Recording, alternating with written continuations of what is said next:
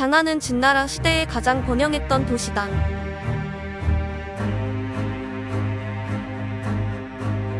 그리고 세월이 흘러 명나라가 된 지금도 여전히 비단길의 시작점으로 번성하고 있었다. 장안성에 있는 여산 북쪽 기슭에는 금광이 있고 남쪽 기슭에는 옥을 캐는 옥광이 있다.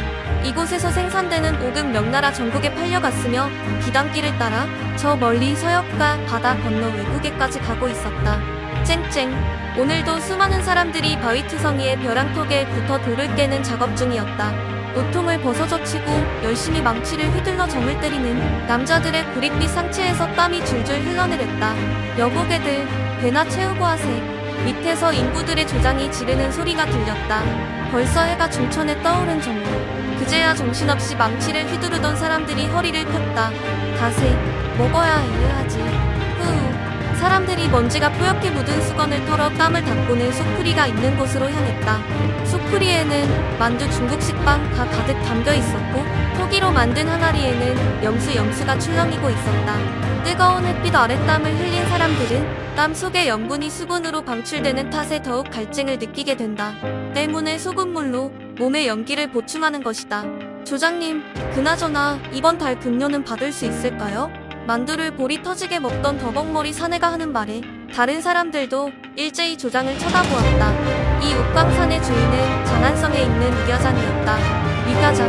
먼 옛날에는 중원 7대 세가에 든 적도 있다고 하지만 지금 그것을 믿는 사람은 별로 없었다. 현재의 위가장은 작은 중소 문과측에도 끼지 못하는 그저 그런 가문이었기 때문이다. 조장의 얼굴이 약간 찌푸려졌다. 아무리 위가장이 몰락의 위기에 처했다고는 하지만 급료를 주지 않은 적은 한 번도 없었다. 그런데도 사람들이 불안해하고 있으니 옥광산을 책임진 조장으로서는 마음이 언짢았다. 자네, 이곳에서 하루 이틀 일했나? 아무리 어려워도 위가장은 급료를 떼먹지 않아. 조장의 말에 사람들이 머리를 끄덕였다. 맞아, 위소저는 절대로 그럴 분이 아니지. 아니, 그런 게 아니라 어머니 약값 때문에. 말을 꺼냈던 더벅머리가 황급히 변명을 했다. 위가장의 장주는 5년 전에 죽고 지금은 외동딸인 위소옥이 장주가 되어 있었다. 위소옥. 올해 25살인 그녀는 홍기가 꽉 찼음에도 가문을 일으켜 세우기 위해 안간힘을 썼다. 하지만 한번 기울어진 가문을 일으켜 세우기란 쉽지 않았다. 그래도 이곳에서 일하는 사람들에게 먹을 것만은 충분히 공급하고 있었다. 만두를 이렇게 마음껏 먹는 광산 인부들은 어디에도 없었다. 저 금광에서 일하는 인부들만 해도 자신이 먹을 것은 직접 챙겨 나와야 하지만 이곳 사람들은 비록 만두 일망정 공짜로 배불리 먹고 있었다. 그건 위소저가 그렇게 하도록 명을 내렸기 때문이다. 걱정 말게. 이번 달 급료도 제 날짜에 지불될 것이네. 조장이 사람들을 안심시킬 때였다. 저기, 여기 일자리가 있나요? 조장은 흠칫 놀라 돌아섰다. 분명 아무런 기척도 없었는데 언제 왔는지 장신의 남자가 옹거주춤한 자세로 서 있었다.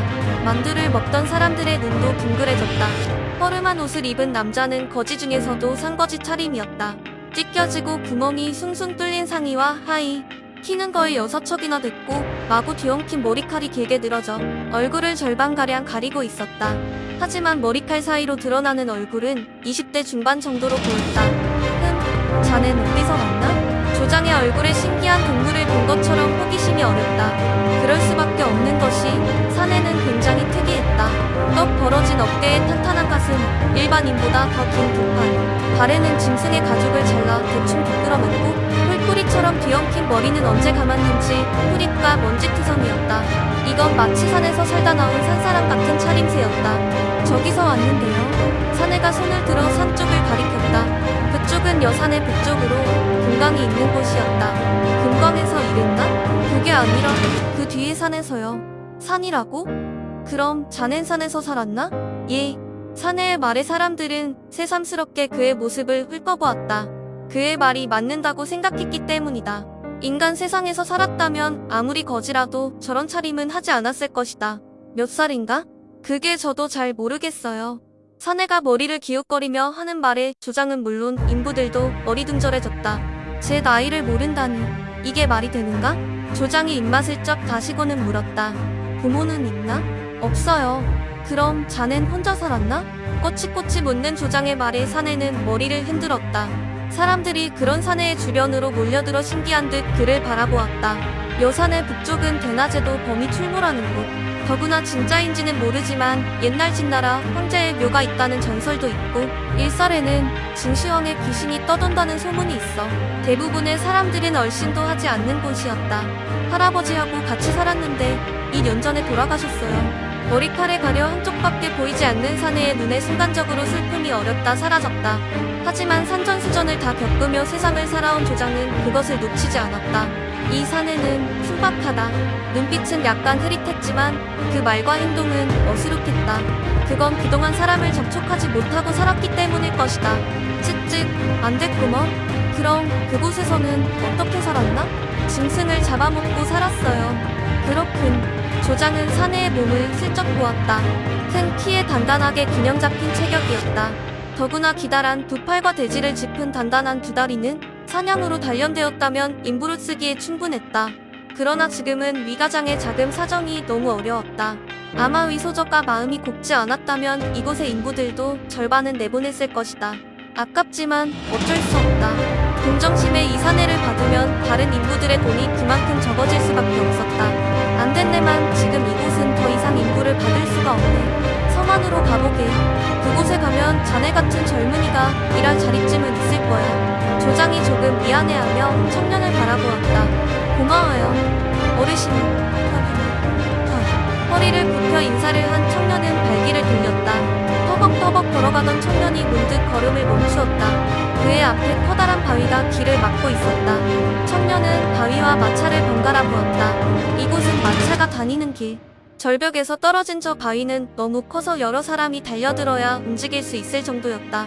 그런 것이 길을 막고 있으면 마차가 다니기 힘들 것이 분명했다.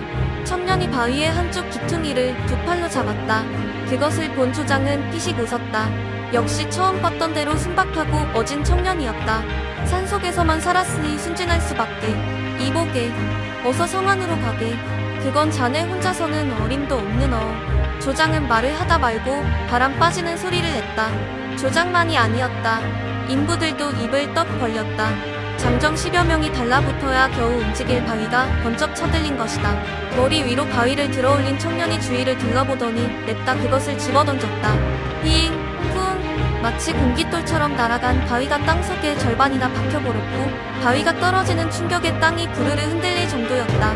사람들의 입이 떡 벌어졌다. 엄청난 힘이 아닌가? 세상에, 장사야. 장군감이다. 인부들이 감탄하는 소리가 들리자 손을 탁탁 턴 청년이 어죽은 웃음을 지었다. 이게 길을 막은 것 같아서요. 그럼 수고하세요. 청년은 꾸벅 인사를 하고는 다시 성큼성큼 걸음을 옮겼다. 그 모습을 멍하니 보고 있던 조장은 순간적으로 한 가지 생각이 떠올랐다.